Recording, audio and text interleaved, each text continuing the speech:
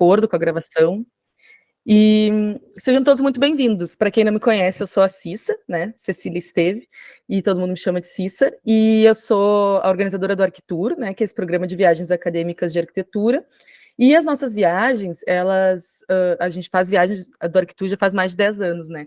E as nossas viagens, elas são viagens para a gente conhecer, vivenciar, né, de pertinho a arquitetura e urbanismo que a gente estuda nas salas de aula de uma forma, às vezes, teórica demais, né? A gente gosta mesmo de colocar o corpo em contato com a arquitetura, com a cidade e tudo mais.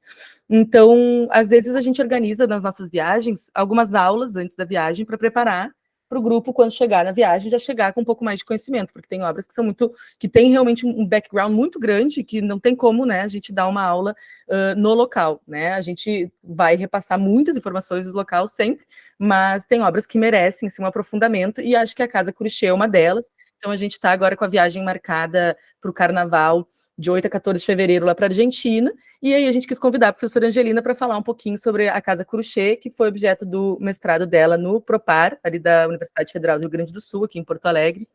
E aí a gente gostaria muito de agradecer a Angelina por estar aqui, né? Já é a segunda vez, né, Angelina, que tu vem numa dessas aulas, assim, pré-viagem. Das outras vezes a gente não fazia essas aulas abertas, mas eu acho que elas são muito ricas quando elas são abertas, porque acaba vindo gente que já viajou com a gente antes, que já conheceu essa casa, gente que não vai poder ir nessa edição, mas quem sabe vai ir na de julho, vai ir em outro momento, né? Então, eu acho que isso é bem rico, assim. Ano passado a gente fez uma aula aberta do Leonardo Fitz, que também estudou no Propar, né, as obras do Eladio Dieste. Então, nossa, foi super maravilhosa, assim, a aula dele. Quando a gente chegou lá no Uruguai para visitar as obras dele, a gente já estava, assim, imbuído de um conhecimento muito profundo sobre aquele engenheiro, né, no caso ele foi engenheiro arquiteto. E então é isso, gente. Eu gostaria de agradecer, então, a professora Angelina, e no final a gente vai abrir para algumas perguntas, né, prof? Então, também se quiserem, ao longo da conversa, ir colocando alguma coisa no chat, de perguntas ou comentários, a gente vai lendo, né, Angelina? Acho que a ideia sempre... A Angelina já foi comigo lá na casa, né? Eu já levei uma turma dela lá da UX, foi, né? Lá na casa. Então, eu sei como é que a Angelina é dando aula, assim, é uma pessoa aberta, tranquila e que gosta desse contato, dessa conversa, então fiquem à vontade, eu acho, para interagir, né? Porque eu acho que essa é a ideia. Tá, Angelina? Muito obrigada por estar aqui. Ai, capaz, eu que agradeço o convite, adoro compartilhar um pouco, né, de conhecimento e da história dessa casa, né? Como tu falaste, né, é uma casa que ela tem uma história, né, super complexa por trás dela, e é muito interessante isso, assim, a gente, como arquiteto, a gente gosta muito de visitar e conhecer os lugares, né? A gente tem essa característica, né, todo arquiteto, ele é um pouco, né, curioso e gosta de conhecer, e não existe nada melhor do que experimentar arquitetura e urbanismo, né, diferente de ver fotos, imagens, tu vivenciar, tu percorrer os espaços, tu caminhar pelas ruas, ele vai te trazer uma sensação, né, e um conhecimento, uma experiência muito diferente. E quando a gente vivencia arquitetura, né, conhece prédios e projetos emblemáticos, né, com o conhecimento, né, prévio, a experiência é muito diferente, né? Então, é muito diferente quando tu sabe, isso aqui foi assim por causa daquilo, isso aqui, o arquiteto queria fazer isso, deu certo, eu consigo visualizar isso, eu consigo perceber, eu consigo entender. Então, é uma experiência muito mais rica quando a gente tem, né, um background, como tu diz, né, da casa, do projeto, e a gente já vai um pouco preparado, né? Então, a gente consegue aproveitar melhor, né, a visita. Então, eu acho super importante, né? Não deixem de visitar, é uma obra realmente muito emblemática, né? A gente vai falar um pouquinho sobre ela hoje. Aproveitem essa oportunidade, quem não vai nessa viagem, vai na próxima, não deixem de visitar La Plata, que vale a pena. Bom, pessoal, então, começando, né, como a Cissa disse, eu sou arquiteta, eu sou urbanista, eu sou formada pela URGS, eu tenho um mestrado, né, em Teoria, História e Crítica de Arquitetura ali do Propar, na URGS, onde o objeto de estudo da minha dissertação foi, né, a obra do arquiteto Le Corbusier, mais especificamente a Vila Savoy e a Casa Corruchet, né, eu estudei essas duas casas. E acho que a Cissa compartilhou também ali o link da minha dissertação, quem tiver um pouco de curiosidade, quiser ler um pouquinho mais a respeito, se aprofundar, né, tem ali o texto mais completo. E hoje a gente vai falar, então, sobre a Casa Corbusier, né, a obra do arquiteto Le Corbusier, que é a única obra dele em toda a América Latina, a única casa dele construída em todo o continente americano. Tá? Então, é uma casa que é patrimônio declarado pela Unesco, então é realmente uma obra muito importante e que está aqui, muito perto da gente, geograficamente falando, tá? Então, a gente não precisa atravessar o oceano ou ir até os Estados Unidos, né? Enfim, para conhecer uma obra icônica de um arquiteto mais icônico ainda. Então, ela está aqui bem pertinho da gente, né? Que está aqui no sul. Bom, pessoal, Le Corbusier, né? Só para familiarizar vocês, ele foi, né, um grande arquiteto, um dos maiores arquitetos do mundo, né? Onde ele desenvolveu uma série de projetos, né, inúmeros projetos de casas, de edifícios, projetos urbanísticos, projetos de cidade. Ele influenciou toda uma geração de arquitetos. A gente tem, né, tanto a escola paulista, mas principalmente a escola carioca de arquitetura moderna brasileira, que, né, foram pupilos dele, né, tipo, seguiam muito o que ele escrevia, porque além de arquiteto, ele também escrevia tratados, escreveu muitos livros sobre arquitetura, sobre como projetar. Então, ele influenciou muito a arquitetura moderna brasileira, que foi, né, uma das maiores arquiteturas modernas do mundo, né, até hoje ainda é referência. Então, quando a gente fala de Brasília, quando a gente fala de Lúcio Costa, quando a gente fala de Oscar Niemeyer, quando a gente fala de Lina Bobardi, Vila Nova Artigas, toda essa geração de arquitetos, eles têm muita influência do que Le Corbusier fazia ou já estava fazendo há alguns anos lá na Europa. Le Corbusier ele visitou a América do Sul, né, visitou o Brasil, visitou a Argentina, ele visitou uma série de países aqui, né, no continente sul-americano, para conhecer, para vender alguns projetos, né, para fazer alguns contatos. Então, ele fez alguns projetos para clientes aqui, né, no nosso continente, mas a grande área de atuação dele foi, né, Europa e Índia também. Tá? Além de arquiteto, ele era pintor, ele era crítico de arquitetura, escritor, então ele realmente era um exponente da arquitetura moderna, né, ali no início do século XX. Com isso, né, claro, ele está se destacando, né, no mundo das artes da arquitetura, ele acaba chamando a atenção, né, de pessoas que são ligadas às artes, ligadas às novidades, né, ligadas à experimentação, tudo que está acontecendo de vanguarda no mundo, né. E entre essas pessoas, ele vai chamar a atenção de um argentino, que é o Pedro Cruchet, que é um médico cirurgião, tá? Que também tem um espírito investigativo, entusiasmado, né, com as práticas da experimentação, né? Ele quer construir, o Pedro Cruchet, em La Plata, uma casa consultório. Tá? Ele tem um terreno, né, bem perto ali da Universidade de La Plata, e ele quer construir, então, né, esse duplo programa no mesmo terreno, uma casa e um consultório. Ele queria uma construção que fosse aos moldes de tudo que era mais novo da arquitetura, né? Tudo que os vanguardas, né, o pessoal da vanguarda estava discutindo e propondo. Tá? Ele solicitou um orçamento para fazer uma casa assim moderna, né, com tudo mais último grito, né, das tendências no momento. Ele solicitou isso para alguns arquitetos de Buenos Aires, mas não teve retorno, ninguém, né, deu muita bola. Então, ele tentou assim, ó, vou tentar falar com esse cara aí, Le Corbusier, que está lá em Paris, né, que é o bambambam do momento, já que a minha irmã, né, ele pensou, a irmã, né, vai muito para Paris, né, vou pedir para ela levar uma carta, entregar lá para ele, no ateliê dele, e ver se rola ele fazer esse projeto para mim. Então, em agosto de 48, Pedro Cruchet, né, envia essa carta através da irmã dele, e o Le Corbusier aceita, né, fazer esse projeto da Casa Consultório de La Plata. Por que Le Corbusier aceitou? Né? Ele aceitou porque o Dr. Pedro Cruchet ele era um cliente ideal para ele do ponto de vista, né? Ele não impôs muitos limites e restrições, gostos de estilo que ele queria na casa, né? Ele deixou bem claro que o arquiteto teria carta branca para fazer uma casa aos moldes né, da arquitetura que ele imaginava ser a ideal, né, ser a mais de vanguarda possível, né, e para ele era muito interessante, né, essa experiência de poder fazer um duplo programa, né, residência e consultório médico, né, em um terreno onde já tinha um entorno consolidado, já tinha construções ao redor, era um terreno estreito, né, um terreno com uma fachada, né, uma testada inclinada, em ângulo, né, um lote bem pequeno, né, e que já tinha pré-existências, né, ao redor.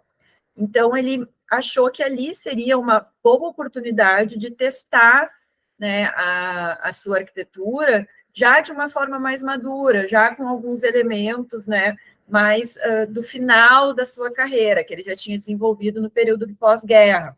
Tá? Então, ele acaba aceitando esse desafio. Tá? Então, um pouquinho do contexto, né, do momento histórico. A gente está falando dessa arquitetura de vanguarda, né, essa arquitetura moderna, arquitetura que vai, né, ser proposta para a Casa Corrochê, que surge ali em 1870, né, em função da Segunda Revolução Industrial. Né? Então, a gente vai ter novos materiais, novas fontes de energia, novos meios de transporte, o carro se torna uma coisa comum, o transatlântico, os aviões. Então, tudo isso vai trazer a máquina para cada vez mais perto do contato do homem. E Le Corbusier ele vai, de uma certa forma, se apropriar disso e trazer essas referências da máquina para a residência, né? Então, tipo, ele começa a fazer uma série de pesquisas e estudos que ele chama de a máquina de habitar. Tá? E ali ele vai escrever, vai enunciar os 5 pontos de uma nova arquitetura. Então, em 1920, ele vai propor que a arquitetura moderna, a nova forma de habitar, a nova forma de projetar e construir, ela tem que ser baseada em 5 pontos, que são eles, né? A janela em fita, a planta livre, o teto-jardim, né? A gente tem um esquema estrutural independente, tá? Então, a gente tem uma série de elementos que ele dita como sendo um vocabulário básico para essa arquitetura moderna. E não só para a arquitetura, quando a gente está falando de um projeto de uma edificação, mas também quando a gente está falando de um projeto de uma cidade, né? O projeto dos espaços públicos. Então, ele tenta trazer essas referências da máquina no sentido de projetos racionais, onde nada falta e nada sobra, onde tudo é muito eficiente, onde tudo é muito racional, onde tudo é muito ordenado e organizado, para as suas composições, né, para a sua arquitetura. E ele prega isso como se fosse um discurso, né, como se fosse quase uma doutrina que todo mundo tinha que seguir, porque isso seria um ideal de arquitetura. A gente está falando de um momento, pessoal, que tem esse caráter, né, esse discurso ele tem esse caráter doutrinatório, porque é um momento muito importante de ruptura com aquilo que se fazia, né? Então, a gente está fazendo a ruptura daquela construção neoclássica, daquela construção eclética, que era casas com paredes portantes, paredes pesadas, espessas, de 40 centímetros de espessura, com janelas bem pequenininhas, que quase não eram ventiladas, quase não eram iluminadas, que não tinham água encanada, que não tinham energia elétrica, né? Então, a gente está saindo desse tipo de habitação e indo para uma habitação, né, com uma estrutura independente, com planta livre, fachada livre, onde pode ter as janelas de qualquer tamanho, bastante vidro, bastante ventilação, bastante iluminação, né, equipamentos elétricos, máquinas dentro da casa, água encanada, água quente. Então, tu começa a ter uma série de inovações tecnológicas no modo de viver e que vão também trazer, né, salubridade, vão trazer higiene para as casas, tá? Então, é muito importante essa ruptura, esse momento, e a gente vai ver como os arquitetos começam a se posicionar e começam a projetar com esses novos elementos e essas novas tecnologias. Então, isso é bem interessante também de verificar nas obras, tá? Então, quando a gente fala, né, das casas corbusianas, a gente começa lá em 1914 com o esqueleto, né, o sistema dominó, que é um esqueleto, um sistema estrutural independente que pode ser combinado de várias formas, né? Os 5 pontos, né, que eu já comentei, E isso vai ter toda essa ideia, né, do edifício laboratório da casa. Por quê, gente? Por que a gente fala isso do edifício laboratório? Por que Le Corbusier aceita, né, projetar Casa Corbusier e testar, né? Todos esses, a gente fala desse teste, né, desse laboratório. O arquiteto, ele está cheio de ideias, né? Como fazer uma nova arquitetura nesse momento onde tudo está mudando tanto, né, na sociedade, na indústria, com novos materiais e nova tecnologia. Como é que ele vai testar essa nova arquitetura? Quando a gente quer testar um material novo, quando a gente quer testar uma coisa nova, a gente não vai testar isso num edifício de 40 andares com 10 apartamentos por andares, porque se der errado, se não der certo, se alguma coisa não sair como a gente espera, é muito impacto, é muita grana envolvida, é muita gente envolvida. Um projeto menor, uma escala doméstica, uma casa, é o local ideal para se fazer esse tipo de teste, porque tu ainda consegue contornar algumas situações, se tu vê que algo não der certo, tu consegue mudar, e é uma escala menor, né? Então, né, se tiver algo que não saiu exatamente como se esperava, é mais fácil de resolver, o prejuízo é menor.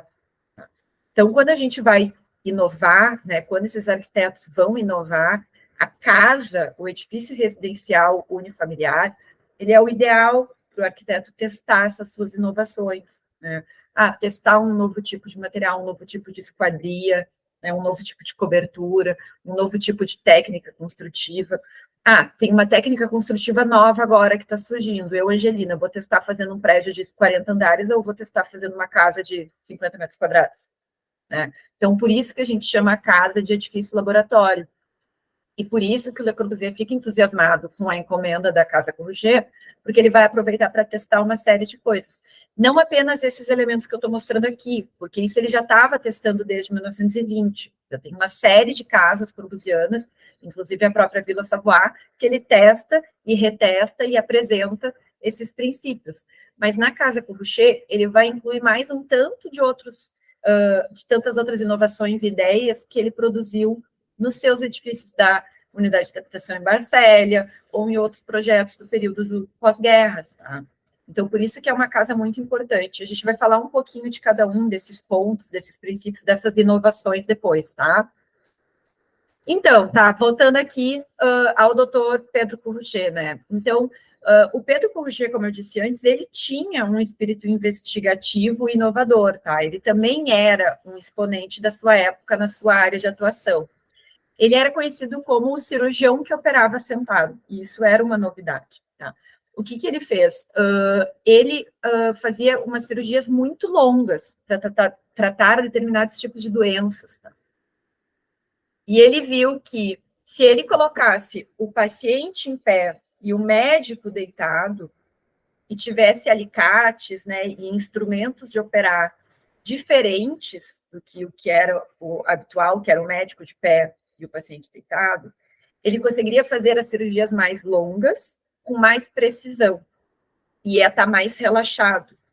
Então, ele desenvolveu, né, essa técnica de operar, e ele desenhou e projetou os instrumentos cirúrgicos, porque não tinha naquela época instrumento cirúrgico para fazer dessa forma.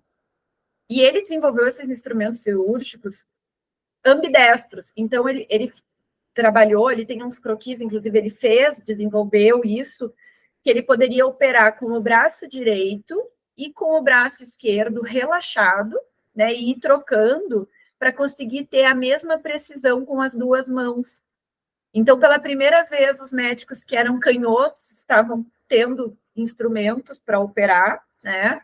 Ou então o médico poderia operar com as duas mãos, garantindo, né, uma maior eficiência.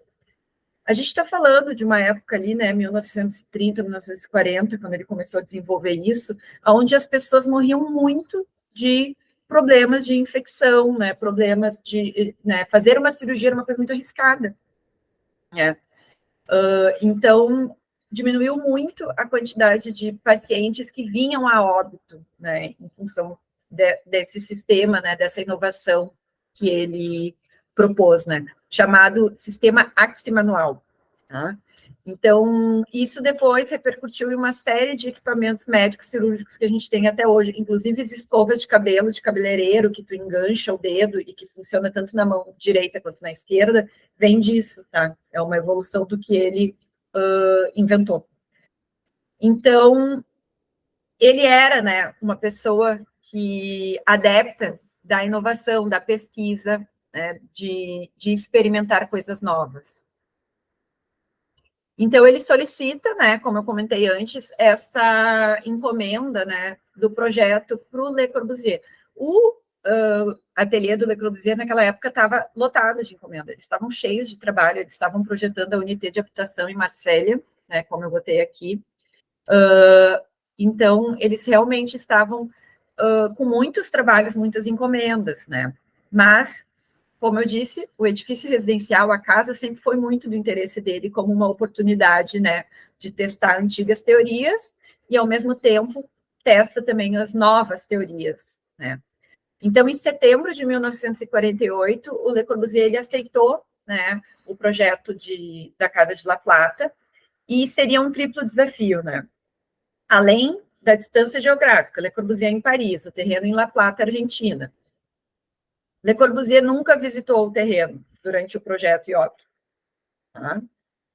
Tinha dificuldade de acomodar um duplo programa, né, consultório e casa, num terreno estreito, pequeno, né, com uma fachada só, né, e aonde já tinha um contexto, né, um entorno construído. As casas modernas, a maioria das casas do Le Corbusier até então, né, e não só dele, de outros arquitetos, se constituíam em um grande terreno com a casa isolada dentro do lote. Então, tu não tinha essa relação da divisa do vizinho, né, de um terreno estreito, onde tu tinha que construir entre as divisas, ou que tu tinha que dialogar com o entorno. Isso não existia na arquitetura moderna. A arquitetura moderna, de uma certa forma, ela nega essa contextualização urbana. Tu não tinha isso. E em La Plata tu tinha, né? Tu tem, então, aqui o terreno, né, onde tu tem vizinhos, né, tu tem uma praça, tu tem um parque, tu tem a fachada como, né, uma diagonal, né, um plano inclinado, né, e é um terreno estreito, tu não vai poder isolar essa edificação no meio do lote. Né? Então, realmente era um desafio, né, que o Le Corbusier aceitou no sentido do tipo, vou mostrar que dá para fazer arquitetura moderna contextualista.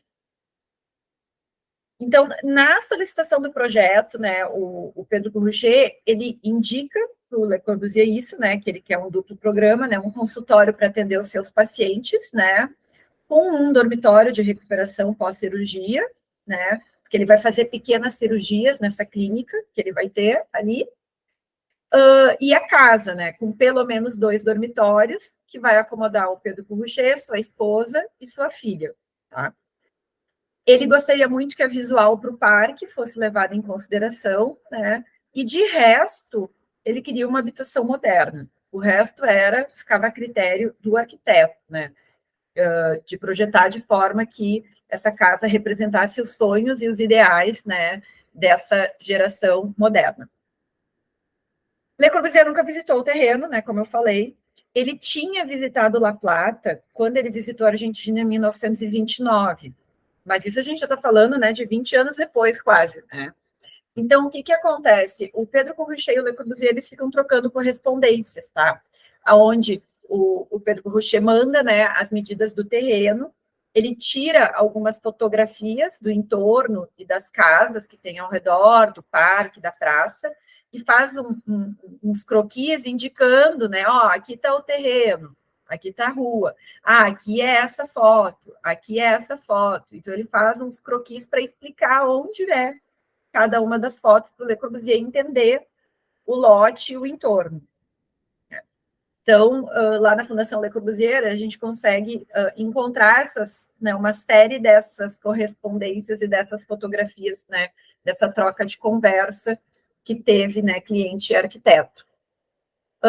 Então, no início do projeto, né, a primeira etapa do projeto do Le Corbusier, ela é uma apropriação, né, entender o espaço, entender o entorno, né? Depois, numa segunda etapa, ele começa a testar, né, alternativas e volumes, né? Como organizar o programa nesse lote. Então, eles fazem no ateliê do Le Corbusier 4 opções, né, 4 estudos para a Casa Le Corbusier, Casa Corbusier, tá?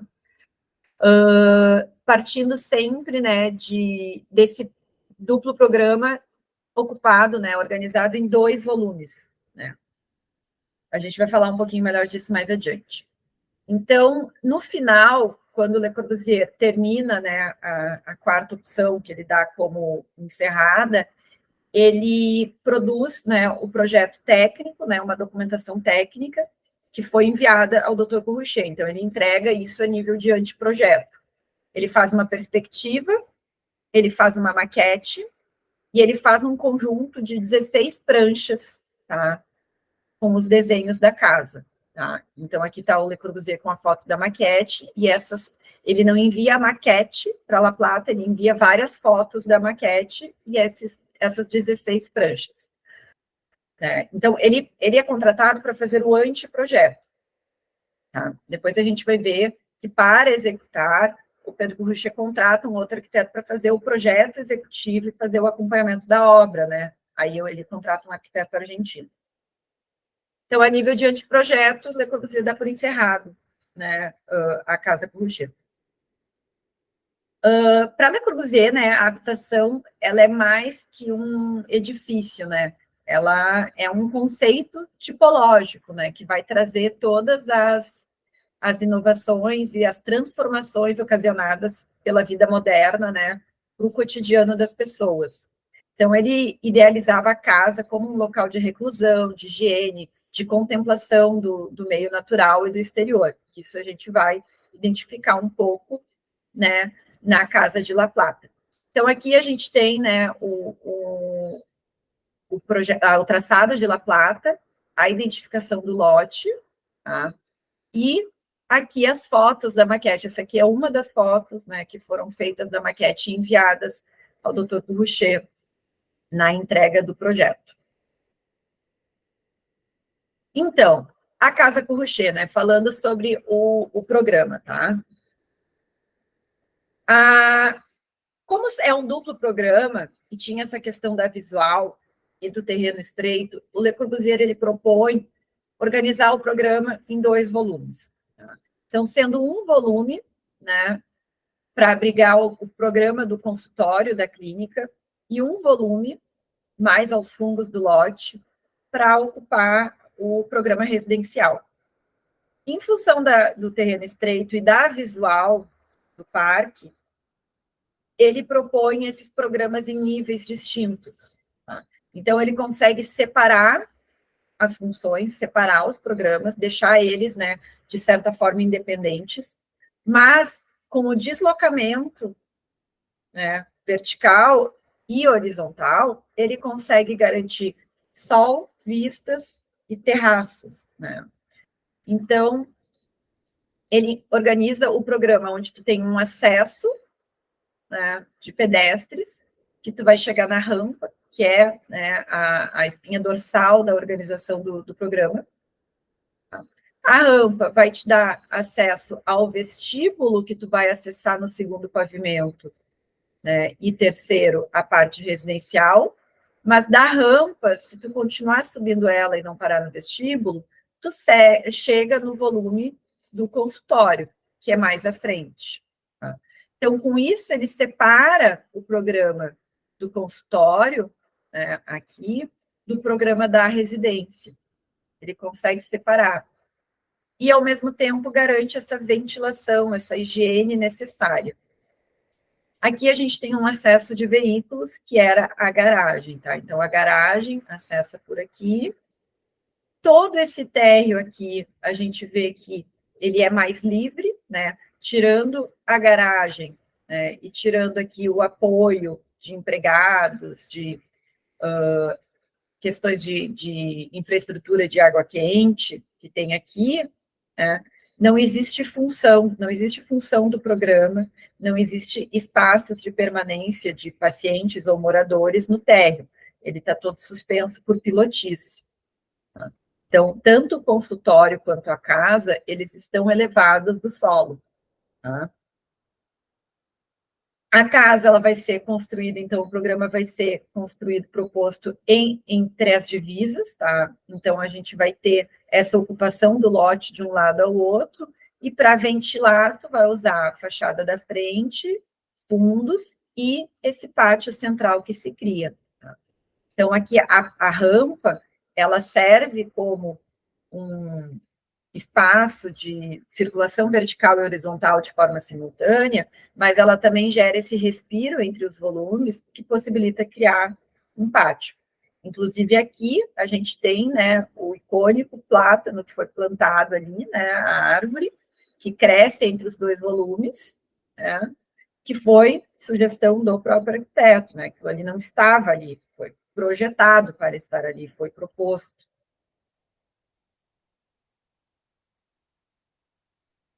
Então, falando um pouco sobre as características da casa, tá, gente? Gente, se tiver alguma dúvida, vocês me interrompam, tá? Porque eu não estou vendo aqui muito vocês, né? Se tiver chat aqui, alguma coisa, vai me avisando. Boa, vou avisando, mas até agora o pessoal tá embebido aí da tua explicação. Então, pessoal, os pilotis, né?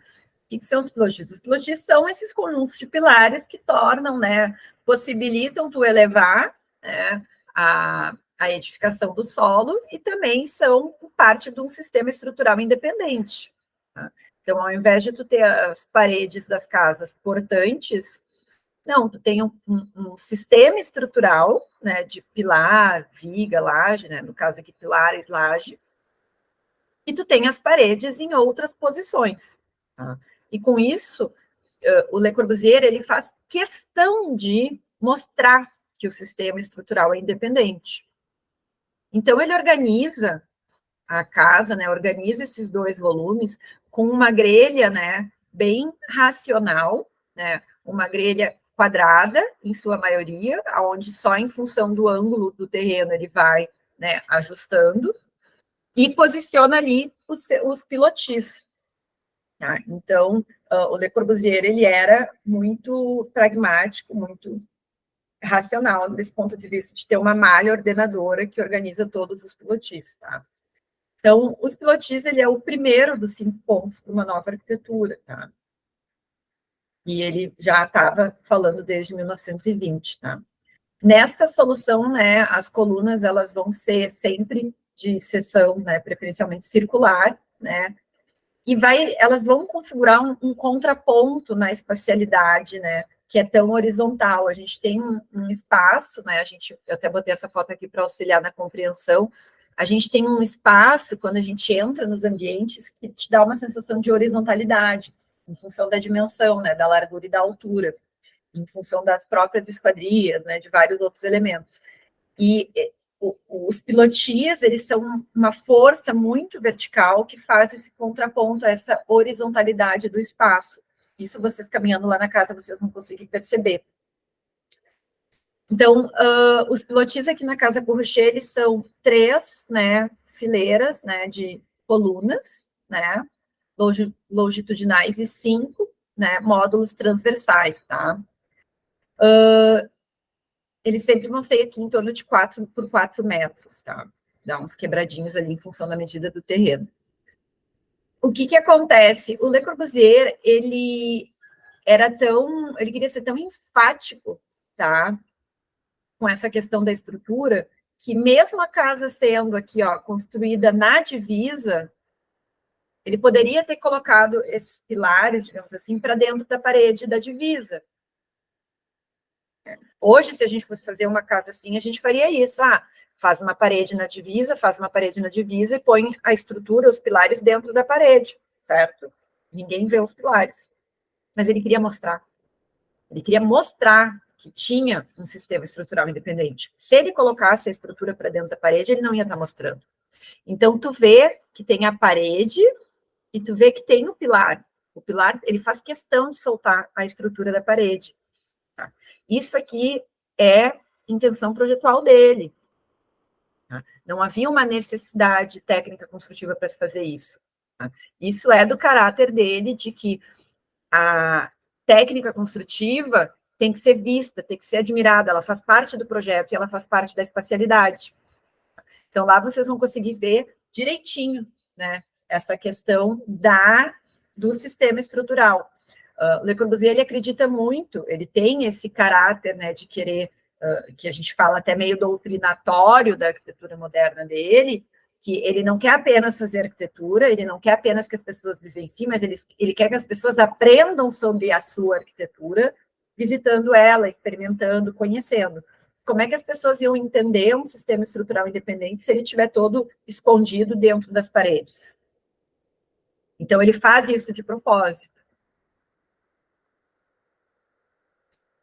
Então, a gente vai conseguir ver, né, inclusive ali no canto do consultório, né, não deixem de tirar foto com isso, né, não deixem de observar. Na parte da residência, a gente consegue ver muito, né, os pilotis passando e perfurando as lajes, né, no espaço de pé direito duplo, ou nos demais ambientes, a gente consegue fazer uma leitura do sistema estrutural. Tu entra na casa e tu consegue ver, a estrutura é aqui, é assim, tu não precisa ficar adivinhando. Isso era, né, uma das coisas que ele queria, né?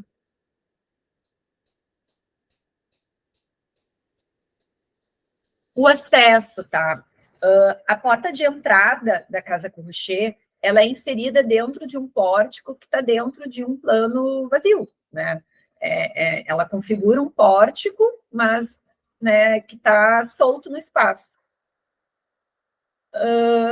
Entende-se que isso foi uma evocação à entrada da Vila Savoie, que é onde a gente tem um vidro, né, e a porta opaca inserida nesse plano translúcido. Então, ele quis fazer uma releitura dessa entrada da Vila Savoie, onde tu tem translúcido, né, transparente, né, permeabilidade visual e permeabilidade de luz, e o plano opaco da porta.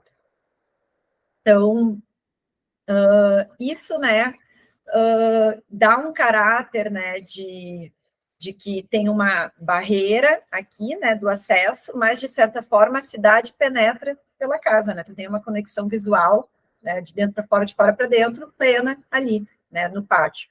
Então, tem esse diálogo, né, com o entorno, né. Aqui, a gente tem também o acesso, né, visto de dentro, né, da rampa. Então, essa porta, que vai estar num plano inclinado, ela aponta numa diagonal, né, para a rampa e para a árvore, né, esse álamo aqui que foi plantado pelo próprio Le Corbusier, tá? E ele obriga, quando a gente entra, tu não vai entrar reto, ele vai te obrigar a entrar e fazer um giro para acessar a rampa, tá? E isso tudo faz parte do projeto, né? Le Corbusier, ele acredita muito nessa questão da forma como as pessoas vão se movimentar e caminhar por dentro da arquitetura e como a pessoa vai enxergar a arquitetura. Então, a gente fala, né, que a gente, não sou eu, tá? São vários pesquisadores e estudiosos a respeito de arquitetura moderna e de arquitetura corbusiana, que o Le Corbusier, ele inseriu na sua arquitetura a quarta dimensão, tá? Que a gente teria 3 dimensões, ali, né, naquele momento, 3 dimensões de desenho, de projeto e de construção, e ele insere a quarta, que seria o movimento, né, que é o percorrer a arquitetura, tá? Quase uma coisa cinematográfica, onde conforme tu vai caminhando por dentro, né, dos espaços, tu vai tendo recortes de visão diferente. E por isso que ele trabalha muito com a rampa, porque a rampa, diferente da escada, que tu sobe rapidinho e chega logo onde tu quer ir, e tu tem que estar cuidando para subir e descer degrau, porque senão tu vai cair, né? Tu não pode ficar muito assim, embasbacado, olhando para os lados, senão tu tropeça e cai, certo? A rampa não. A rampa, ela tem essa coisa da promenade, né? De como se fosse uma passarela, de como se fosse uma experiência, uma circulação mais lenta. Tu vai caminhar num ritmo mais devagar, tu não precisa olhar para onde tu tá pisando, e tu consegue caminhar e admirar, né? Admirar o espaço, admirar a arquitetura e ir sentindo como esse espaço vai mudando conforme tu vai percorrendo a rampa. Então, ele dá um caráter todo diferente, né? Que tu sobe horizontal, a circulação ela é horizontal e vertical ao mesmo tempo. Tá? Então, tem toda uma intenção de projeto nisso daí. Bom, como a gente falou já, né, a casa tinha suas pré-existências, né, o terreno tinha 2 construções do lado, né. A gente tinha aqui, tem ainda, né, uma residência do início do século XX, né, mais de arquitetura eclética, com pé direito alto e construída bem no alinhamento, tá? Então, ela está, além de estar construída na divisa lateral, ela está construída no alinhamento, aqui junto ao passeio, tá? E aqui à esquerda tinha uma casa proto-moderna, tá? Com 2 pavimentos, com volume curvo, tá? Da década de 30, que era parcialmente recuada. Então, o Le Corbusier, o que ele faz, tá? Ele solta a estrutura dos pilotis das divisas laterais, tá? Ampliando visualmente, né? Ele cria uma força que amplia visualmente esse lote, né? E reforça o sentido de autonomia. Então, a casa está construída na divisa, mas soltando a estrutura e dando ênfase para ela, ele dá uma sensação de descolar das 2 casas, para separar, né? Para dar um certo destaque. Mas ele não vai desprezar os planos e as fachadas dos vizinhos, tanto que ele vai seguir alinhamentos. A gente vê que tem um alinhamento do brise, que coincide com o alinhamento da sacada aqui do balcão da casa eclética. O alinhamento da casa é no mesmo alinhamento, tá, da casa eclética. Aí ele consegue seguir o alinhamento da casa proto-moderna, que é mais recuada, em função de usar 2 fachadas, grelha e fachada soltas. A altura, né, do brise do terraço, ela coincide com o final da casa proto-moderna, a altura do teto para sol coincide com o final aqui da casa eclética, né, com esse alinhamento. Então, ele solta a casa, de uma certa forma, né, projetual, ela não está solta das divisas, mas ele solta visualmente, mas, ao mesmo tempo, ele dialoga, né, com os vizinhos. Então, ele não nega a existência deles, né? Ele dialoga, ele conversa. Ele faz esse contraponto com a paisagem urbana, né, que fica até uma paisagem escalonada, como se fosse a Casa Corbusier, um elemento de ligação entre 2 residências tão distintas e que já existiam. Então, dentro, né, quando a gente vai caminhando em La Plata e vai se aproximando, a gente enxerga isso tudo dentro de um contexto, de uma paisagem, de forma confortável, fica de forma harmônica visualmente, porque a casa, né, faz esse diálogo entre as pré-existências, sem, de certa forma, se destacar por ser uma arquitetura de vanguarda.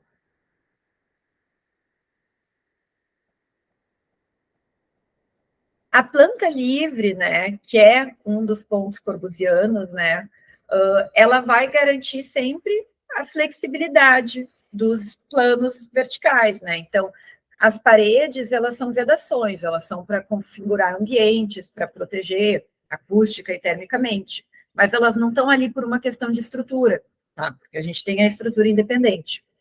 Então, com isso, o arquiteto ele pode ousar com a posição das paredes, né?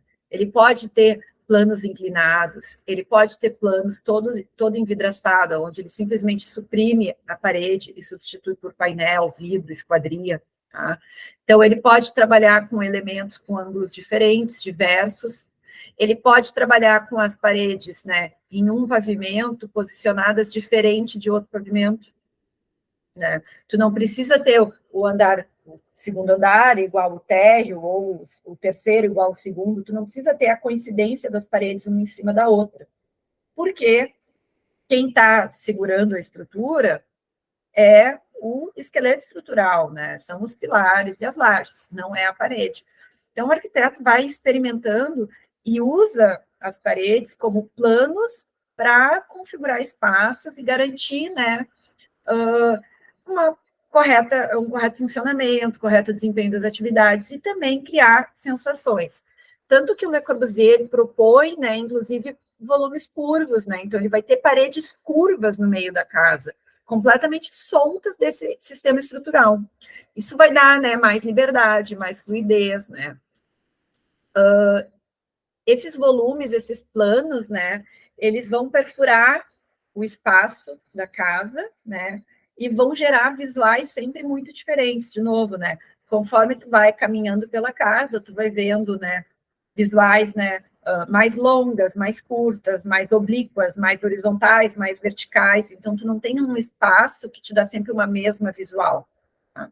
Isso é em função da planta livre. Então, aqui, né, mostrando um pouquinho mais ampliada a planta, né, onde a gente vê, né, os planos, né, de vedações das paredes, elas são completamente independentes da estrutura, e o arquiteto faz questão de demonstrar isso, né? Então, tu tem, ó, aqui a gente tem, né, o segundo pavimento e o terceiro pavimento, né? A única coisa que coincide, né, são os limites, né, o perímetro e a escada. O resto, né, não, nada coincide com nada, porque não precisa. E ele faz questão de mostrar.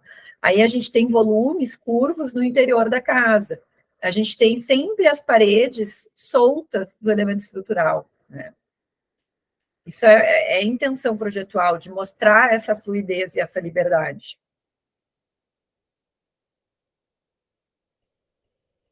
E também essa composição, né, não é à toa. Le Corbusier, ele usa, né, os traçados reguladores, né, para fazer a proporção dos espaços. Ele compõe as plantas como ele desenhava os quadros, tá? Ele cria, né, uma malha ordenadora, cria essa retícula, que é toda uma proporção matemática, e a partir dali ele vai, né, a partir da malha que ele cria do terreno, ele vai propor os volumes que vão dar origem à planta. Então, ele tem esse perfil, né, que é bem metódico, bem racional e bem matemático. Tá? Chega a ser muito rigorosa, né? E a medida ela vai ser dada em torno da largura do terreno. Então, a largura do terreno, nesse projeto aqui, que vai ditar todo esse traçado.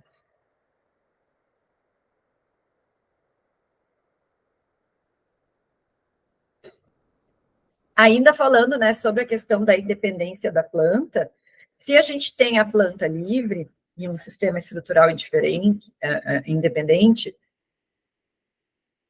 se as paredes são livres, né, a fachada também é, né?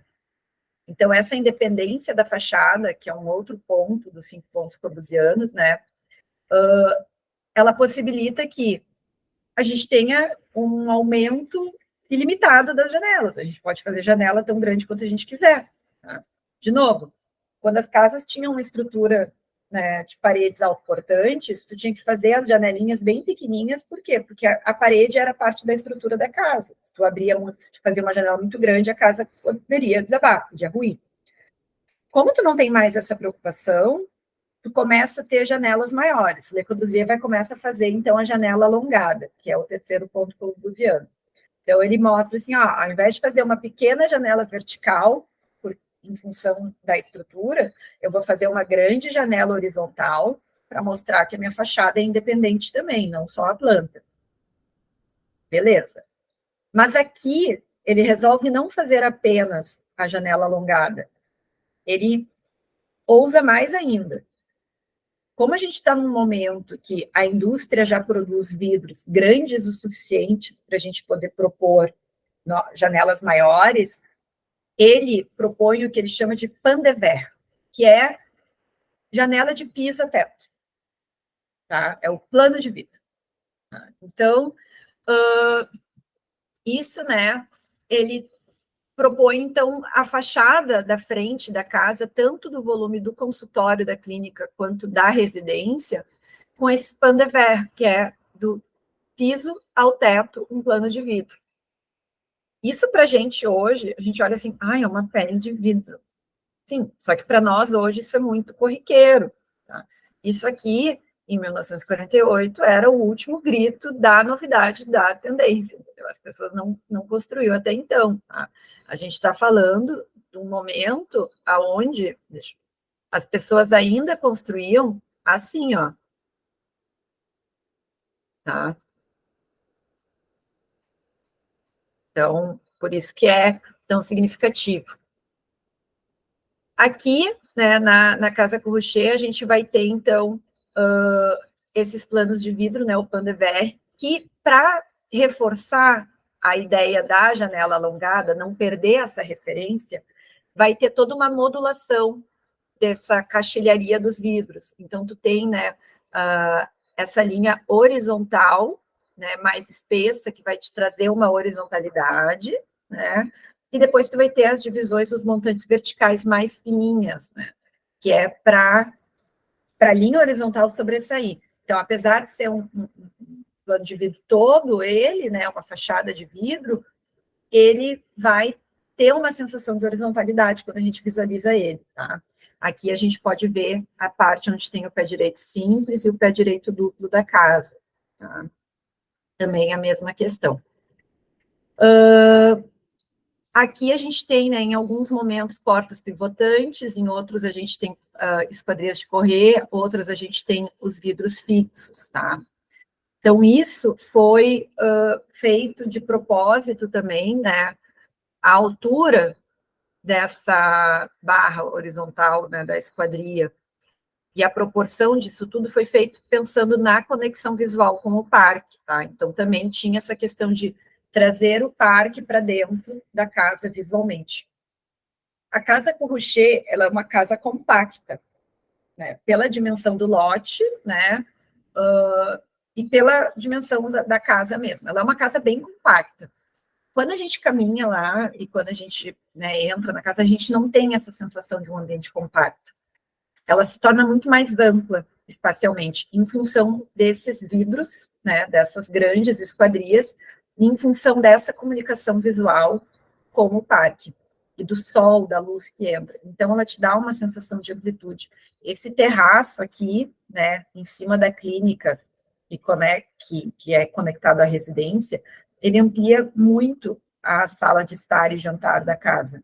Então, tu tem uma sensação, né, muito gostosa de um espaço amplo. A gente está falando aqui de espaços com um pé direito super baixo. Tá? O pé direito da Casa Corrocher é 2,26 de altura. Tá? Então, tu tem um espaço bem reduzido, né? E não te dá essa sensação de sufocamento, tá? Em função, porque, né, a luz ela é multiplicada, ela é unificada, né? Ela tem uma grande eficiência aqui, essa janela. Então, a gente consegue ter um espaço muito agradável, apesar da baixa altura. Alguém sabe por que é 2,26 de altura? Alguém tem ideia disso?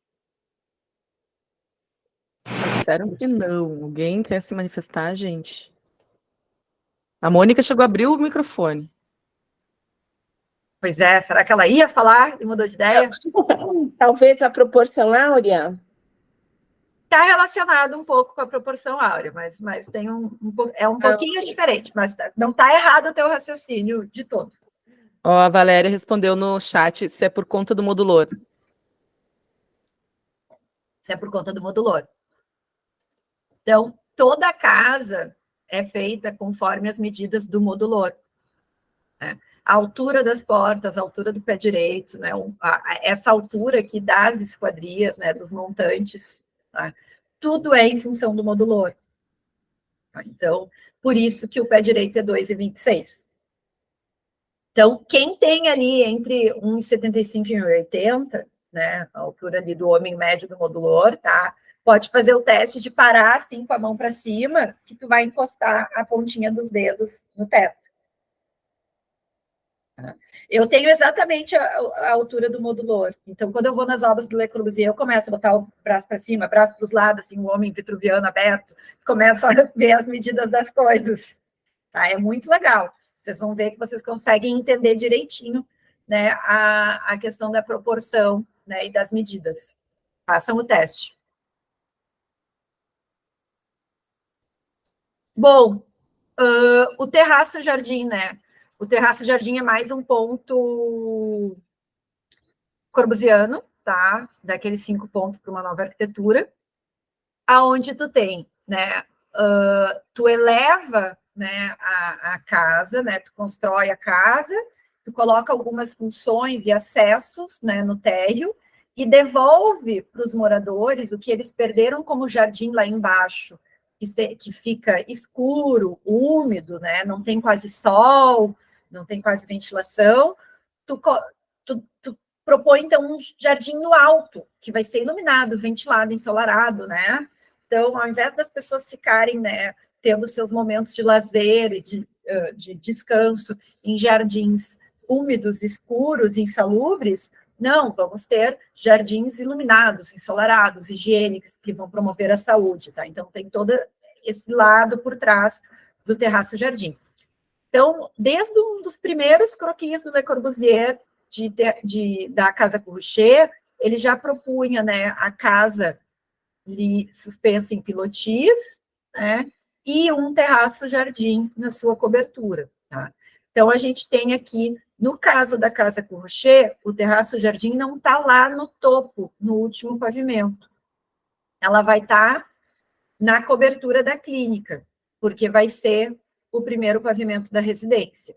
Tá? Então, a gente tem esse amplo terraço, que tem uma perfuração aqui, que é por onde tem a árvore, né, que passa o álamo aqui. Tá?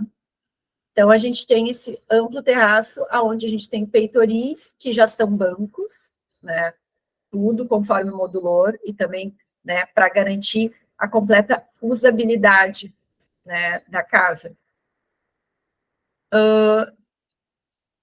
Na Argentina é muito comum as casas com balcões, tá? Que são essas pequenas varandas, né? Que se projetam para frente, né? Para frente do passeio, né? No segundo, terceiro pavimento das casas, tá? Isso era muito tradicional nas casas argentinas, o balcão.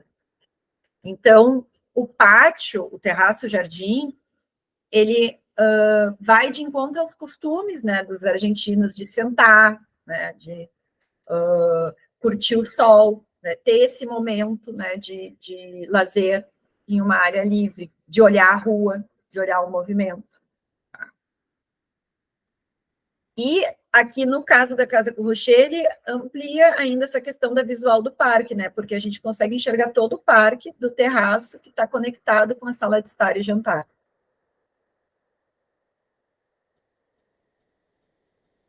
A rampa. Bom, eu já falei um pouco, né, da rampa e dessa atmosfera, né, cerimonial de percurso entre os espaços e pavimentos, né, que ela confere, né. Então, ela a gente diz que é o 6º ponto corbusiano, né, porque não está nos 5 pontos, mas ela é uma característica da obra corbusiana. Então, você vai ver uma série de casas do Le Corbusier que sempre vão ter a rampa. E não apenas uma rampa, não, a rampa, ela é a espinha dorsal do projeto, ela é um elemento muito importante, se tu tirar a rampa, tu não consegue organizar mais a casa, tá?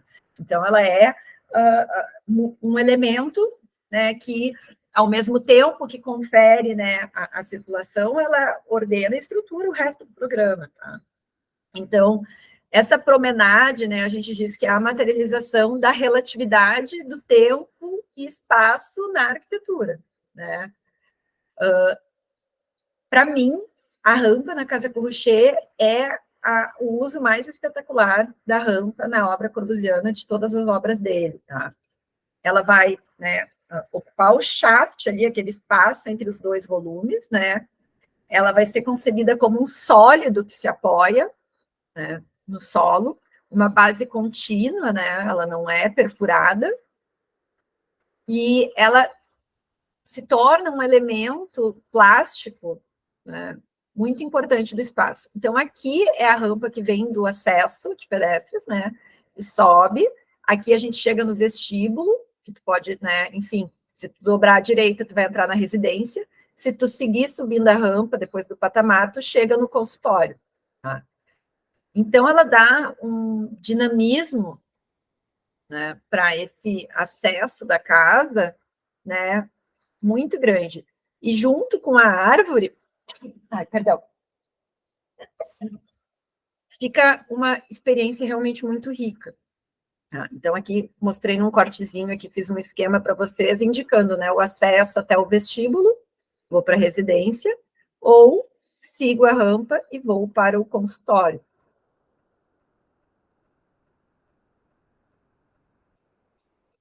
Bom, em função, né, da planta livre, Le Corbusier ele propõe os volumes curvos, tá? Volumes curvilíneos no interior das suas plantas. Essa estratégia de utilizar alguns planos, né, algumas paredes curvas, a gente vê em uma série de obras corbusianas, tá? Não é só na Casa Corbusier, mas em geral, né, a partir de 1930 e até na Vila Savoie também tem algumas casas antes, sempre tem algum elemento curvo, tá? Originalmente ele fazia esses elementos curvos mais como elementos na cobertura. Aqui na Casa Corbusier, ele traz como volumes interiorizados, né, que ele coloca os banheiros. Então, é muito legal entrar dentro dos banheiros da Casa Corbusier e ver que o banheiro é todo curvo, né? Então, tem o vaso numa parede curva, o lavatório numa parede curva, né, a área de banho numa parede curva. Então, né, ver como o arquiteto força isso de ter esses volumes curvos no interior e como que ele arranja os equipamentos, né, nesses espaços. Então, não deixem, né, de prestar atenção nisso. Se a gente pegar as obras de pintura do Le Corbusier, porque, como eu disse lá no início, ele pintava também, né, a gente vai identificar que esses volumes curvos são muito presentes. Todas as obras, né, de pintura dele têm esses elementos de garrafas, violões, né, e objetos, né. Então, ele traz isso para suas obras de arquitetura. Porque, de novo, como eu falei lá no início, ele compõe a planta, quando ele desenha a planta dos seus projetos, ele compõe como se fosse uma pintura. Ele usa os mesmos traçados de proporção, de simetria, né, proporção métrica, a curva, a linha reta. Então, ele compõe a planta tal qual como ele monta o croquis para pintar um quadro. Então, ele faz isso, né? E ele consegue materializar, né, para que a gente percorra por dentro dessa obra de arte. Então, uma casa corbusiana é quase como se, ao invés de um quadro que a gente só consegue parar e olhar, é uma obra de arte que a gente consegue percorrer por dentro, né, e ver essa espacialidade diferente. Então, esses elementos articuladores do espaço, né, como com planos curvos, são é um elemento excêntrico àquela trama tão racional e retangular, mas que, ao mesmo tempo, mostra a intenção plástica do arquiteto de criar essas visuais e esses espaços diferentes. O brise, tá? O brise, né, aqui, ele é um elemento de proteção solar, tá? O brise é um dos pontos que o Le Corbusier projetou, né, propôs lá na usina de Saint-Dié, em 1946. Então, é um elemento novo, ele não tinha ainda nas casas de 1920, tá? Ele começa a testar melhor o brise a partir do pós-guerra, que quando ele começa a ter uma maior preocupação com as questões de conforto solar. Tá? Aqui na Casa Corbusier, o brise, ele não é na fachada, ele é uma camada, tipo, como se fosse uma máscara, uma segunda fachada aplicada. Tá? Então, ele vai ter, junto com o plano de vidro está atrás, né, o plano de verre aqui atrás, e tu vai ter o brise projetado para frente. E esse brise, ele vai ser todo organizado, também subdividido, conforme a inclinação, né, do sol para aquele local, para garantir que a luz entre, mas que bloqueie o sol muito forte, né, garantindo um conforto térmico. Quando o sol é mais alto no verão, ele protege mais do sol, certo? Porque a gente não quer tanto sol entrando em casa no verão. Quando o sol é mais baixo no inverno, ele permite que o sol entre. que é quando é mais frio e a gente quer que o sol entre mais pelo vidro. Então, tem toda essa questão, né, de conforto térmico, né, e de preocupação que o Le Corbusier estuda, né, e vai aperfeiçoando ao longo de várias obras, e aqui na Casa Corruchet ele faz de uma forma muito bem feita, tá?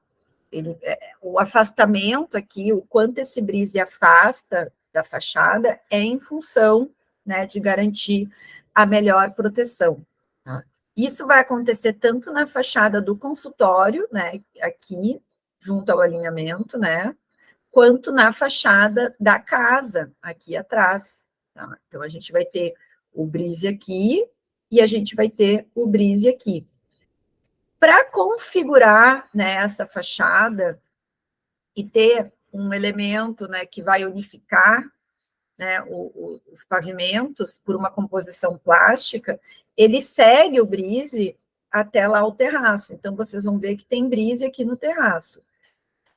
E faz sentido, porque ele vai bloquear o sol forte no verão também, vai criar umas áreas de sombreamento, mas também vai criar essa horizontalidade para tu conseguir visualizar a paisagem. E vai criar espaços interessantes, porque tu se apoia naquele brise, tu põe o cotovelo, tu meio que se encosta, sabe? Ele quase funciona meio que como um banco, assim. Então, acaba fazendo muito sentido.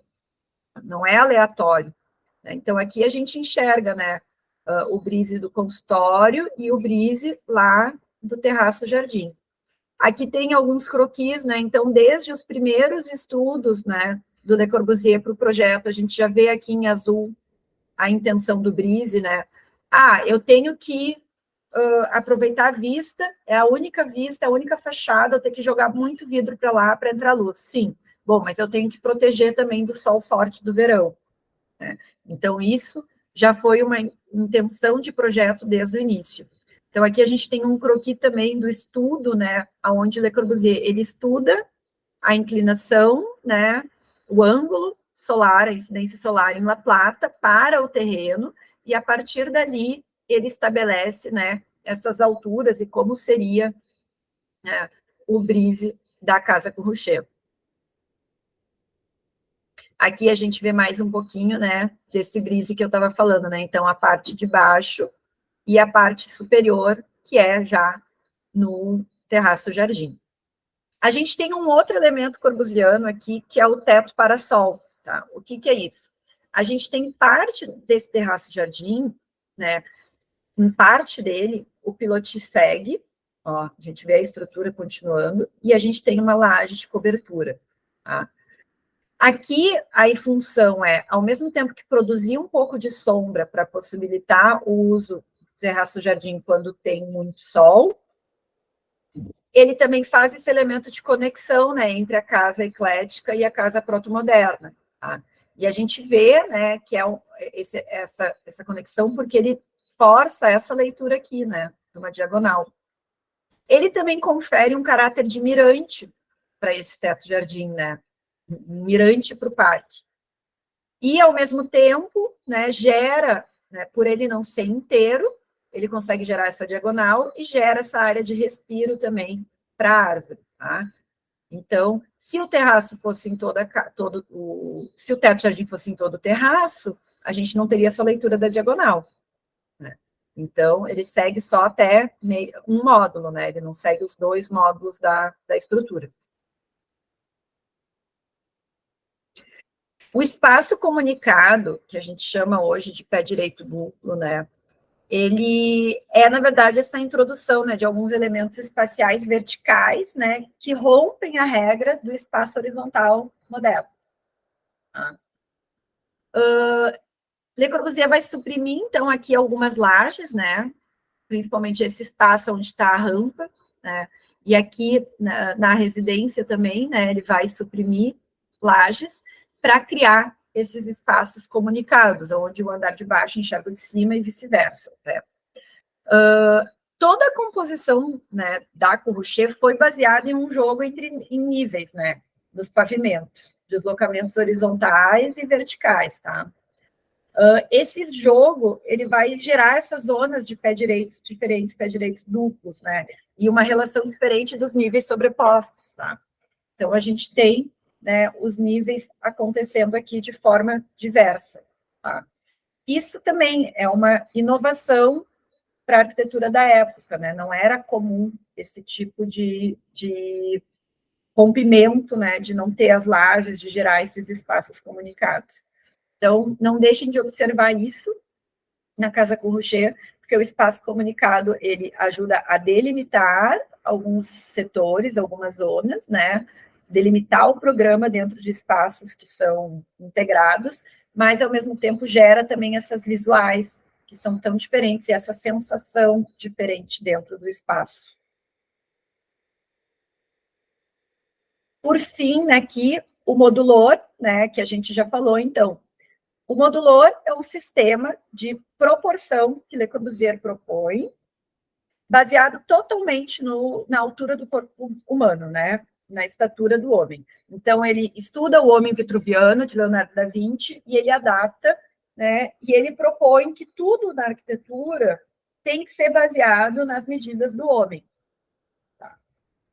É uma forma de um princípio de ergonomia muito antigo. Tá? O que acontece? Antes, por que hoje isso parece tão óbvio, assim? Porque tu vai comprar uma porta, ela é 70 por 2,10, 80 por 2,10, né? 90 por 2,10. Tá. Mas na arquitetura antes, as coisas tinham um caráter mais artesanal. Então, tu deixava os buracos na casa e depois tu chamava um carpinteiro que vinha fazer as portas, e ele ia fazer uma por uma em cada medida. O Le Corbusier, ele propõe a estandartização da arquitetura. O que é? Fazer a arquitetura como se fazia carros, fazendo uma linha de produção. Então, tu vai fazer as janelas em grandes escalas, tu vai ter uma série de janelas que vão ser sempre a mesma medida, uma série de portas que vão ser sempre a mesma medida. Então, ele tenta propor um padrão métrico para isso, para que as coisas tenham uma medida padrão. E, dessa forma, tornar a arquitetura standard, tornar os elementos da arquitetura possíveis de se produzir numa linha de fabricação, uma produção em série, baixar custo e tu conseguir construir mais. Tá? Então, tem, né, uma intenção aí também, além de fazer com que as coisas façam sentido para o ser humano e garantam um melhor conforto e usabilidade. Então, todas as janelas, esquadrias, todos os elementos que ele projeta nas casas são em função desse sistema métrico que ele propõe, né? Desse sistema de proporções, tá? Vou falar um pouquinho sobre a obra, tá, gente? Então, falamos do projeto da Casa Corrocher e vou falar um pouquinho sobre a obra. Depois eu posso até passar para vocês, eu tenho um artigo que eu escrevi que fala bastante sobre a obra, tem vários babados, assim, várias fofocas arquitetônicas, né, na história da construção da Casa Corrocher. Como eu falei, tá? Le Corbusier foi contratado para fazer o projeto, a nível de anteprojeto, porque ele estava lá em Paris, nunca visitou o terreno. Então, ele mandou 16 pranchas, mandou as fotos da maquete e sugeriu, né, ao Corbusier que contratasse um arquiteto que também tivesse esses ideais, né, de vanguarda, que fosse, né, dessa linha mais moderna, para fazer o detalhamento executivo, fazer a aprovação na prefeitura, né, ganhar a licença para construir e acompanhar a construção. Então, o Pedro Corbusier, ele contrata o Amâncio Williams, tá? Que é um arquiteto, né, argentino muito conhecido pela sua obra, que é a Casa Ponte, que é essa aqui, né, de 1943, né? E ele era um admirador do Le Corbusier, ele conhecia muito o trabalho de Le Corbusier, ele estudava muito, né? Então, ele entra em contato com o Le Corbusier elogia o trabalho dele, né? Oferece publicar o trabalho dele numa das revistas do Le Corbusier, né? Então, eles trocam correspondências, né? E daí formam até um certo vínculo de amizade, né? Então, em 47, o Amâncio ele viaja para a Europa, né? Aproveita para visitar o Le Corbusier nessa época e estreitar esses laços de amizade e que acabam virando laços de trabalho, né? Então, né, o Le Corbusier envia uma carta para o Pedro Corrochet recomendando, né, que o Amâncio William seja, né, o arquiteto responsável por fazer esse projeto executivo, né. Então, o Amâncio, ele forma uma equipe e começa a trabalhar no projeto da Corrochet, estudar o projeto da Corrochet enviado pelo Le Corbusier, né, mas ele começa a estudar aquilo de uma forma tão profunda, porque ele não quer apenas entender como é que é o projeto para construir, ele quer entender a vontade do mestre, ele quer, né, ser o intérprete do mestre, né, daquela obra-prima. Então, ele começa, né, a estudar a fundo e fazer redesenhos da casa. Tá? Então, ele começa a redesenhar por completo todo o projeto, né? Ele faz inúmeros diagramas e esquemas, né, a fim de esmiuçar e entender completamente a ideia daquele... Para ele, o Le Corbusier era, assim, né, nossa, um mestre divino da arquitetura. Então, ele está muito honrado e ele quer fazer aquilo com muita perfeição. Tá? Ele começa a fazer alguns detalhes, e daí ele começa a fazer algumas sugestões para o Le Corbusier. Ele faz um estudo, né, por exemplo, do giro da escada, quando tu entra no vestíbulo, e desse plano de vidro que tem aqui no vestíbulo, né. Inicialmente, Le Corbusier tinha pensado nisso aqui ser tudo um plano de vidro, como é hoje, mas aí, por algum motivo, eles mudaram o projeto e foi feito só uma janela em fita, tá? E daí o Amâncio propõe, quem sabe a gente faz o giro na escada e faz tudo de vidro. E daí o Le Corbusier, sim, gosta, né? Eu já tinha pensado nisso, eu acho bom. E daí eles mudam o projeto e transformam o vestíbulo nesse elemento todo de vidro. Então, ele vai fazendo, né, essas observações no projeto e vai trocando correspondências, né, com Le Corbusier, né, sempre pedindo o aval dele, né, conversando, né, sobre alguns detalhes. A estrutura, né, aqui tem a planta de cobertura da Casa Corrochet, a estrutura e a cobertura, elas foram lançadas a nível de anteprojeto, mas o Le Corbusier não detalhou muito, sabe? Então, a cobertura só tinha a marcação de que ia ter umas clarabóias nos banheiros, mas não dizia como que isso ia ser, né? Então, o Amâncio visualizou essas clarabóias na planta de cobertura e na maquete e ficou detalhando e pensando como é que ia ser o funcionamento, né? Então, aqui a gente tem essas clarabóias nos 2 banheiros, tá? Então, ele pensou como colocar a questão de reservatórios de água, né? Sistema de exaustão, chaminé da lareira. Então, tudo isso o Amâncio teve que, né, planejar e detalhar a nível de projeto executivo. Tá? Sobre a estrutura, né, o Le Corbusier ele previu uma laje, né, nervurada, assim, né, a gente chamava de laje caixão perdido, né, então era uma laje com pequenas vigas e uma outra laje. Tá? Então fica um espaço livre entre elas, oco, né, para as instalações que passam dentro.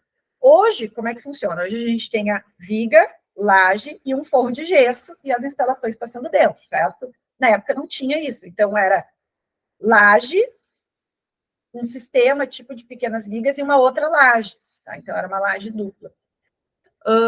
O Amâncio muda um pouquinho a lógica, né? Antes, Le Corbusier tinha a laje, as instalações e a outra laje, e o Amâncio muda para colocar a laje principal por baixo, as instalações e uma laje mais fina por cima, criando praticamente como se fosse um piso elevado. Tá? Então, ele inverte algumas coisas a nível de detalhe executivo, né, para ajustar melhor, né, as instalações. Porque não tinha o detalhamento da estrutura, o Amâncio que teve que calcular, né, e fazer o cálculo do detalhamento estrutural. Tá? Algumas dimensões da fachada, daquelas esquadrias, né, o Amâncio vai ajustar, tá? Ele vai revisar algumas simetrias e assimetrias e vai ajustar também a nível de compatibilização de projeto e compatibilização do local, tá? E ele era tão pupilo do Le Corbusier que ele força tudo mesmo para ficar conforme o modulor. Então, aquelas coisas que nem o próprio Le Corbusier tinha conseguido tanto chegar em 86 centímetros de largura, ou algum detalhe, ele vai forçar a barra e vai bater pé, né, para que tudo se encaixe. O que acontece com isso, tá? Em aproximadamente 1 ano de trabalho, o Amâncio fez nada mais, nada menos que 210 plantas. 36 apenas da escada. Detalhes exaustivos. Ele desenhou detalhes, inclusive na escala 1:1. Tá? Ele queria fazer uma coisa tão perfeita, que tinha se passado 1 ano e ele ainda estava fazendo desenho. Tá? Então, ele estava sendo muito perfeccionista, né? Que a obra acabou começando super tarde. A obra começou só, né, em 1950. Imagina, né? O Roger já estava por aqui de esperar. Então, em 1951, quando terminaram de executar a estrutura, o Pedro Corrochet dispensa o Amâncio Williams, tá? E contrata outro arquiteto, que é o Simon Ungar, para dar andamento na construção, porque ele viu que o Amâncio estava, né? Ele queria fazer tudo tão perfeito, que a coisa não saía do papel nunca. Tá? O Simon Ungar, ele vai fazer, né, mais algumas alterações durante a obra, tá? Ele modificou de novo um pouco, né, da fachada, né, muda de novo um pouquinho, né, a altura das caixilharias da janela, muda, né, para coincidir mais com o brise. Então, o que o Amâncio tinha feito, ele vai lá e desfaz, né. Ele criou, então, esses degraus curvos que vocês vão ver logo no acesso, uma escada helicoidal lá nos fundos, atrás do vestíbulo. Ele criou esse brise aqui, né, no espaço comunicado. Ele cria aqui, né, uma biblioteca, que é uma meia parede também no espaço comunicado. Então, ele vai fazendo, né, uma série de modificações, tá? A mudança mais significativa que o Simon Ungar fez foi que ele mudou a forma, né, das paredes curvas do banheiro. Então, ele mudou. Eles eram muito mais curvas, né? Ele mudou o desenho da curva, né? E mudou a altura delas. Essa parede do banheiro, isso é uma coisa legal de ver lá, ó.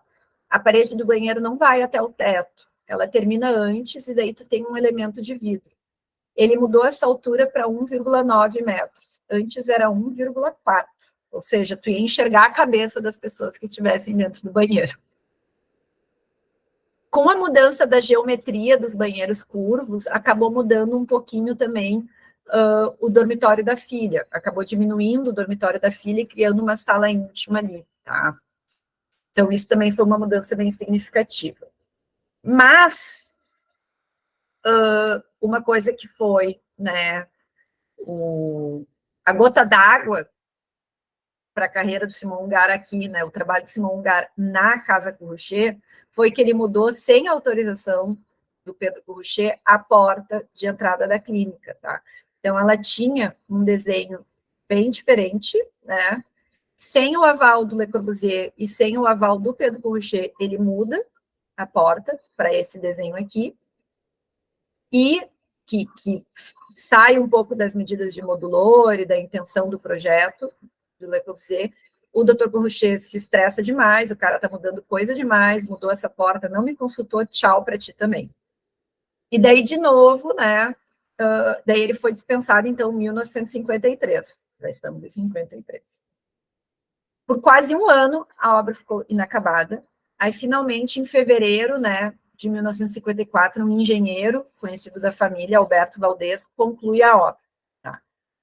Então, Pedro Corrochet contrata o projeto em 48 e só em 54 a obra vai ficar pronta. Tá? A família Corrochet vai se mudar para casa em 1955, tá? Vai passar a morar na casa em 55 e vai deixar de morar na casa em 62. Então, eles têm, né, todo esse trabalho, esse tempo, essa espera, essa expectativa para acabar morando poucos anos na casa, tá? Aqui algumas fotos da época, tá? E por que eles moram tão pouco tempo na casa? Tá? Porque, apesar de muito satisfeitos, né, o Corrochet gostou muito da sua casa moderna, né, a casa fica muito famosa. Então, a curiosidade do público vai roubar a privacidade que uma casa necessita, né? Então, com o passar dos anos, a quantidade de pessoas que batiam na porta, solicitando para visitar, entrar, ou só ficavam paradas na porta, ficavam tirando foto, né?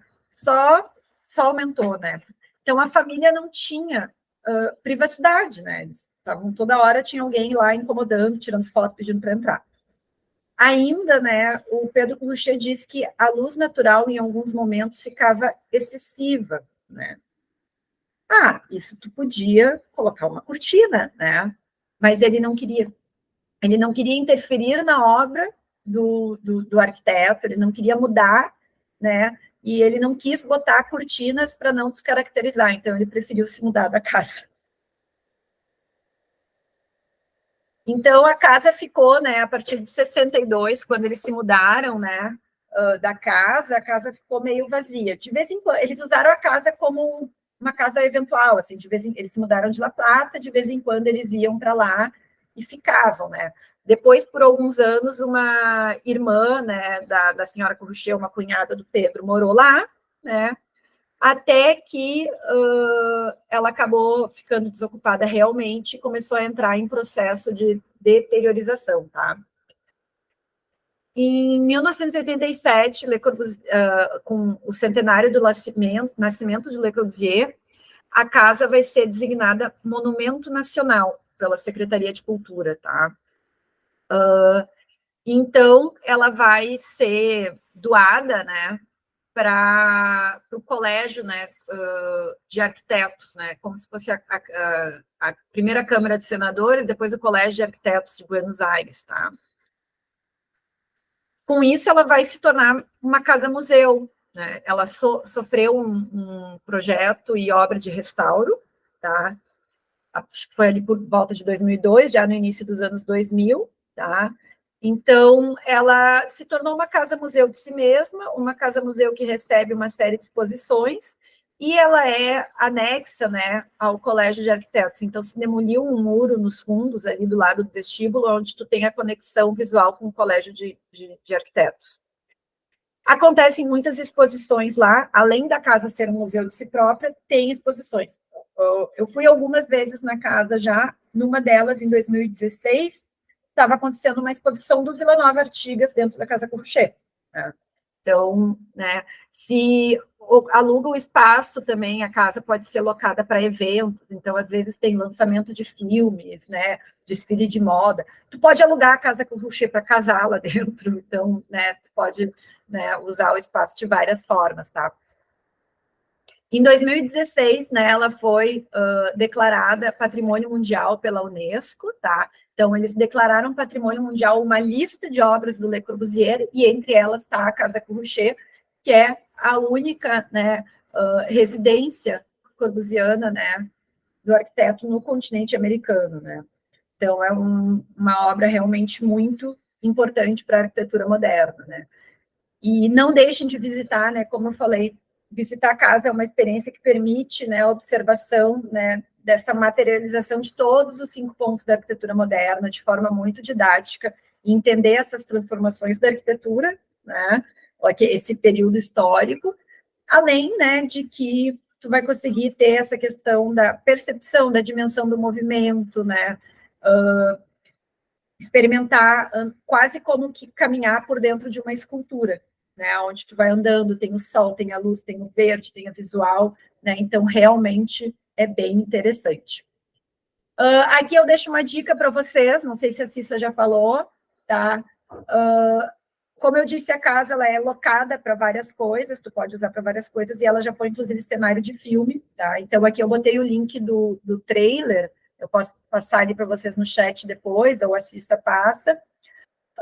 Tem esse filme de 2011, que é muito bom, que é o filme O Homem ao Lado, que é todo filmado, ele todo se passa dentro da Casa Cruchet.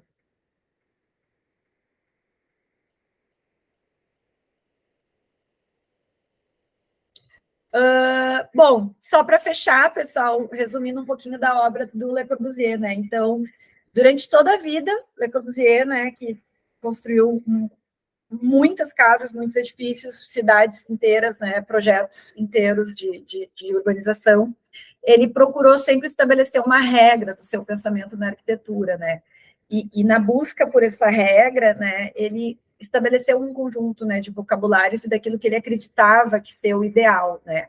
A Casa Corruchet, ela é uma representação dessas regras com a mistura de alguns novos elementos, né, pela sua complexidade, pelo seu período, né, mais tardio da obra, né, uma geometria num terreno pequeno, a construção em divisas, que não é uma edificação isolada, esse diálogo com as pré-existências, a questão de ser um duplo programa, isso não era comum ter uma casa consultório, ou era casa, ou era, né, outro tipo de edificação, tá?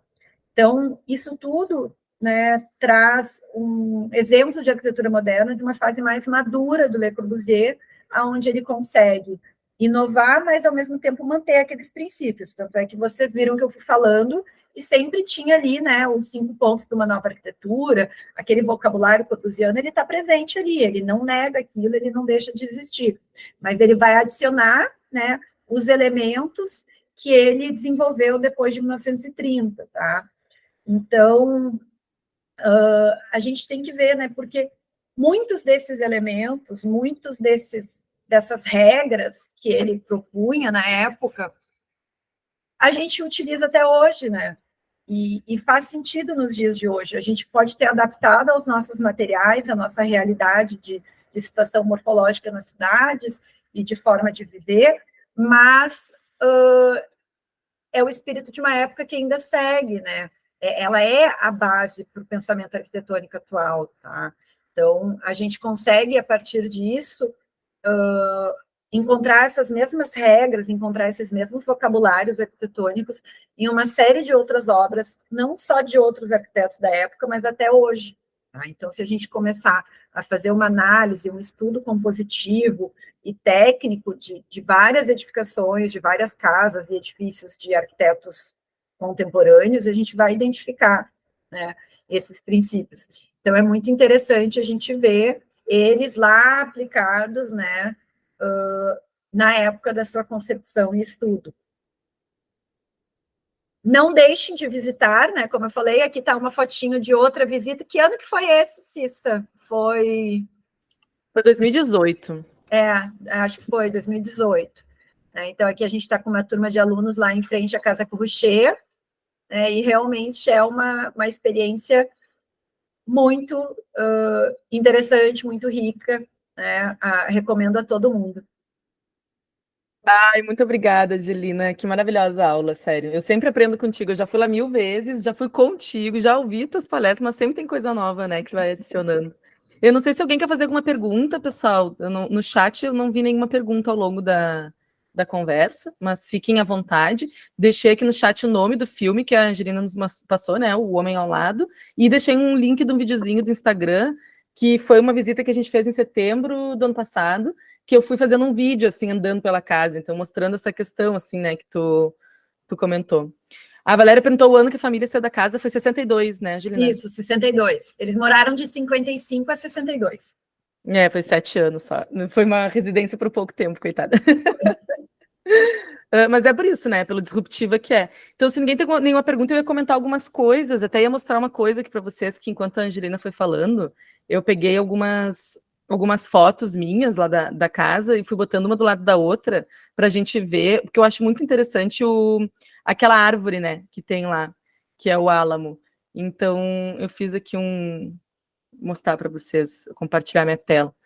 Umas fotos, assim, ao longo do tempo, como é que ele fica, porque muda completamente a nossa percepção, né, daquela arquitetura. Eu espero que dê para enxergar, vamos ver. Meu computador tá meio lerdinho hoje.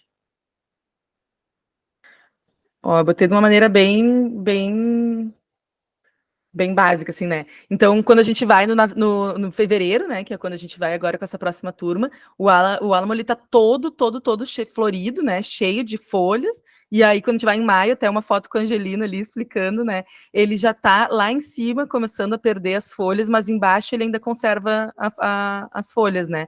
E aí, julho, a gente chega ali completamente sequinho, setembro, sequinho, aí de setembro para outubro, ano passado, em um mês, ele já estava bem florido de novo, né? Bem com bastante floração. E aí, começando de baixo, assim, então a gente nota que ele vem, sobe por baixo, assim, essas folhas, e depois ele perde as folhas de cima para baixo também. E é muito interessante porque funciona muito para proteção térmica da edificação. Assim, é uma árvore que foi super bem especificada para aquele local.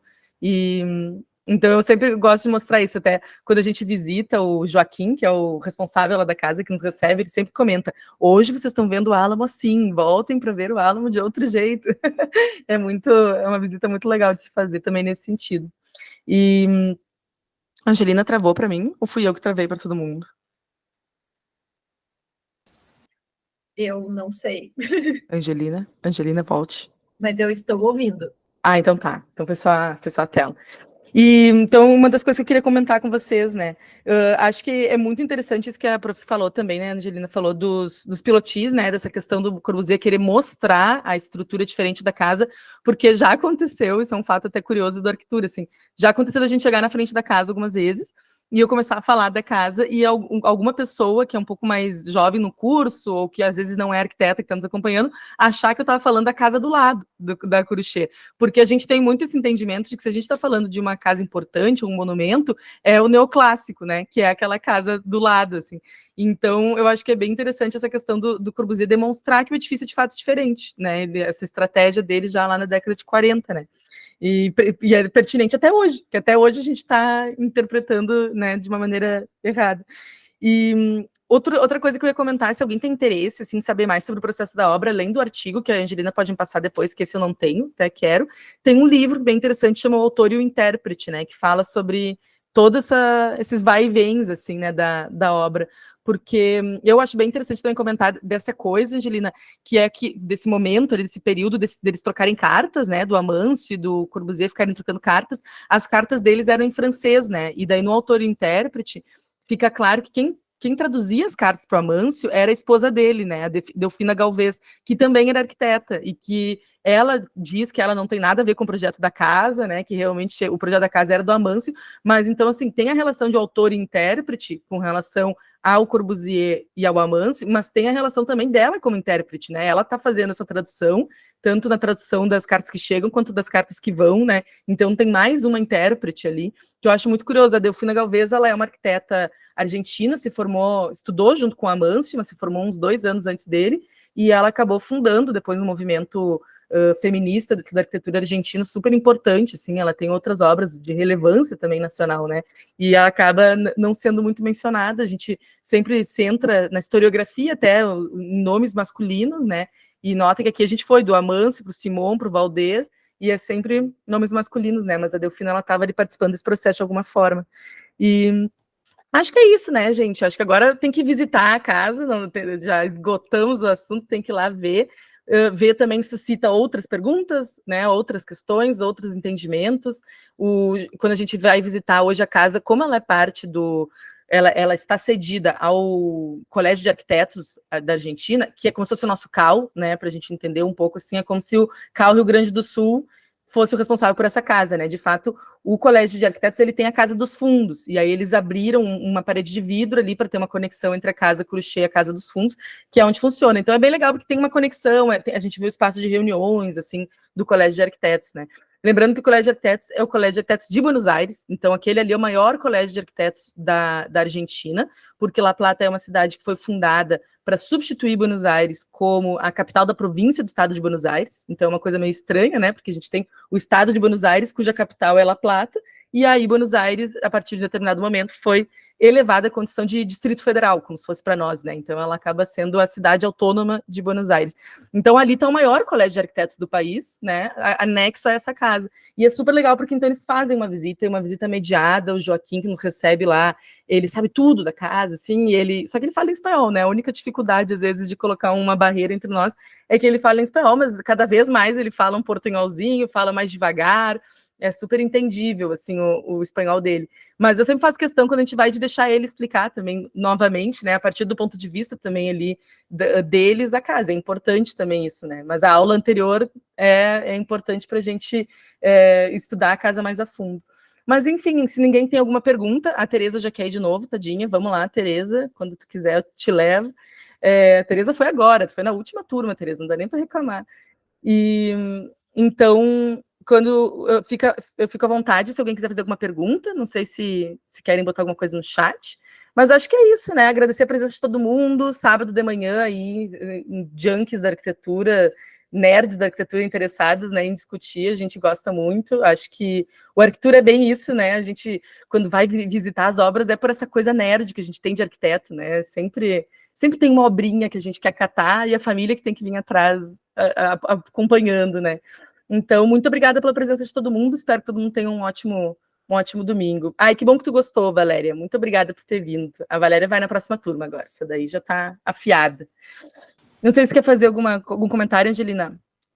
Não, eu só agradeço a oportunidade, adoro compartilhar um pouquinho, né, da minha pesquisa e do que eu já vivenciei nas visitas lá na casa. E eu acho que é super bacana isso de fazer uma apresentação, né, uma aula antes de viajar. Eu mesma, assim, às vezes já fui para alguns lugares e chegava lá assim, esse prédio aqui é do cara tal, não sei o quê. E daí eu olhava assim, tá, mas por que será que é assim? Então, se eu tivesse me preparado antes, talvez eu olharia e vivenciaria aquilo ali de outra forma, sabe? Então, é legal a gente dar uma estudada antes, né, do lugar que a gente vai, as coisas que a gente vai visitar, os prédios, os arquitetos, para chegar lá e entender um pouco mais, vai fazer muito mais sentido para a gente algumas coisas e a gente vai ter um outro olhar. A gente vai perceber coisas que talvez, se a gente não tivesse se preparado, a gente não perceberia. Passa batido. Então, eu acho que é super bacana, assim, né, a gente se preparar, né. O Bernardo perguntou se tu tem como passar os slides da aula para ele. Posso passar, sim. Me passa e daí eu mando por WhatsApp para quem se inscreveu. Não tem problema, posso passar, sim. Então tá, gente, muito obrigada, mais uma vez obrigada, Angelina, não vai ser a última vez que eu vou te chamar aqui, né, e até a próxima, né. Até a próxima, tchau, Bom pessoal. sábado para todo mundo. Bom sábado. Tchau.